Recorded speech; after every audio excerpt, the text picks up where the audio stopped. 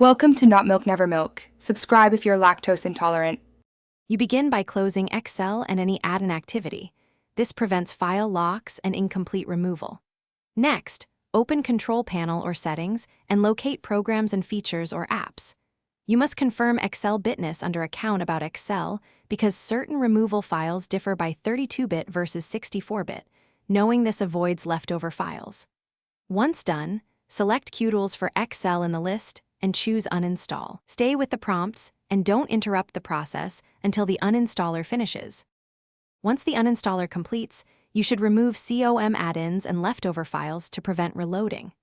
Open Excel Options, go to Add-ins, pick COM add-ins, click Go, and uncheck or remove Kutools entries. This prevents automatic reactivation.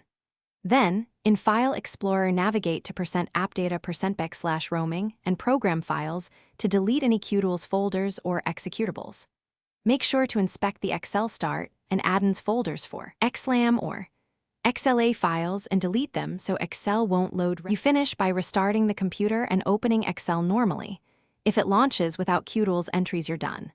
If something still appears, start Excel in safe mode to confirm whether an add-in is stubborn. Only if necessary and you are comfortable, open Registry Editor and remove Kutools keys under HKCU/software to clear deep settings. Back up the registry first. If errors persist, reinstall the current Kutools version and run its uninstall tool immediately. Then repeat file and registry cleanup. Thanks for watching. If this was helpful, leave a like and consider subscribing. See you next time.